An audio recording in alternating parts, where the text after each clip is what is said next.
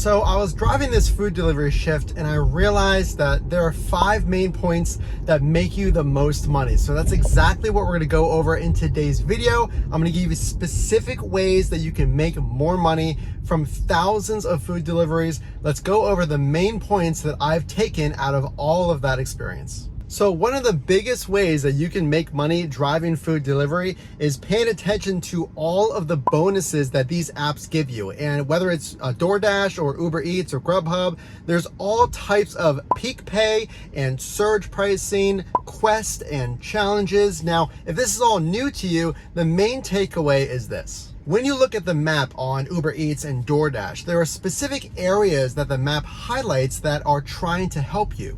Now, these areas are called different things, but you just want to know that these darker areas are typically the more popular areas. And if you're unfamiliar, Boost is the blue zone on Uber Eats and Surge is the $1 extra pay you get for every order. So if you're not paying attention to or revolving your strategy around these areas, you really could be missing out. But one of the main things that drivers do not do is pay attention and form their strategies around the challenges and the quests. So these are specific dollar bonuses that are for DoorDash and Uber Eats respectively. And they say if you drive maybe 20 rides or 30 rides, whatever it happens to be, they're going to give you a $1 bonus, and typically it's in the hundreds. Now, typically the problem drivers make is not even paying attention if there are bonuses currently happening. Now, you're doing the right thing if you're looking at the map in those darker areas, but make sure to pay attention and toggle in between each app to see if there are extra promotions that I just mentioned. So currently it is September 2021, and what that means is all of the students are actually back in town, whether that's universities or K through 12, and that's a good thing because there's more parents in the area perhaps dropping off their kids, and there's less time to honestly cook dinner. So more and more people, and as the weather gets cooler and cooler in the fall and winter time, are using food delivery. So if you're not already driving and you're wondering, well, when is the best time to drive? Specifically, you want to drive that dinner rush. If you can, that 5 to almost 9:30 p.m. schedule,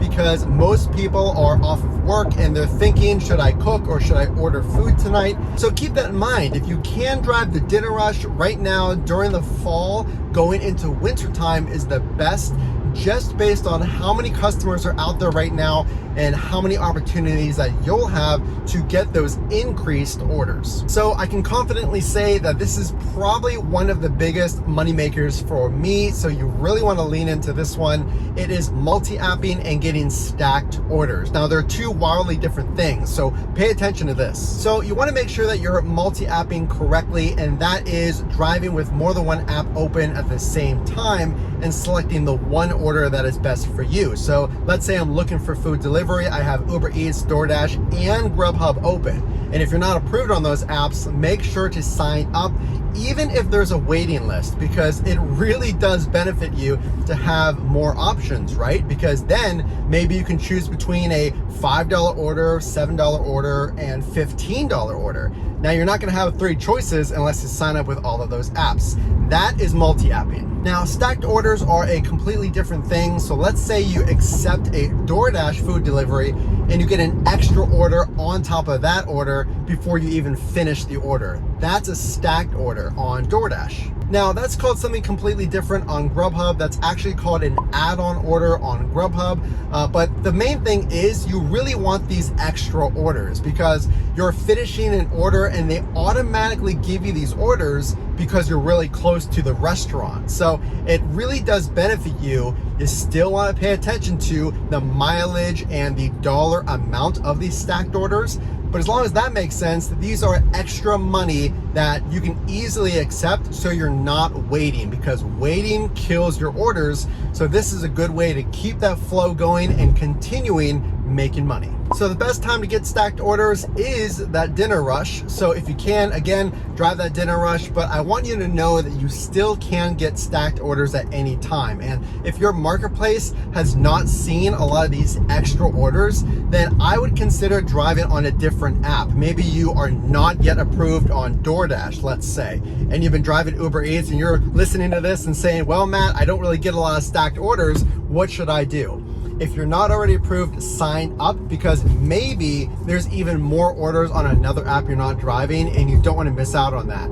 So make sure to sign up for all of those apps like I said before. So this one's big, and it's a negative mindset that a lot of drivers have. So let's say you've heard some bad news, or maybe you have friends that drive on DoorDash, let's say, and you've heard some news about them lowering the rates. Maybe you've tried it for a few weeks and you didn't make a lot of money, and you just say, well, DoorDash, you don't really make a lot of money. I'm not driving on DoorDash. And please don't make this mistake, because I have seen comments say, oh, I don't drive DoorDash. It's not really for me. So if you've had bad experiences with one app, or maybe you've heard some things about a certain app, don't automatically get rid of the app or not drive on it, because I've had it where I did absolutely amazing on, let's say, Uber Eats, and then the next day, for whatever reason, it's really slow. And again, that's where it makes sense to sign up on all those apps, because they're going to pick up the slack. But don't delete the app. Don't just refuse to drive on it, because before you know it, the popularity could suddenly increase, and now that's the app to drive on. I have had it where it's really slow, and then maybe there's more people ordering from that app on a given day.